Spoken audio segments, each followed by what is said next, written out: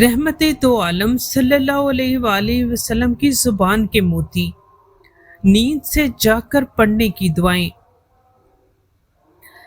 حضرت صلی اللہ علیہ وآلہ وسلم جب نیند سے بیدار ہوتے تو فرماتے، بسم اللہ الرحمن الرحیم، الحمد للہ الذی احیانا بعد ما اماتنا والیہ النشور۔ تمام تعریفیں اللہ کی ہیں جس نے ہمیں موت کے بعد زندگی بخشی اور اسی کی طرف لوٹ کر جانا ہے۔ رحمت عالم صلی اللہ علیہ وآلہ وسلم خواب سے جا کر یہ دعائیں پڑھتے۔ نمبر 1، اللہ اکبر 10 بار۔ نمبر 2، الحمدللہ 10 بار۔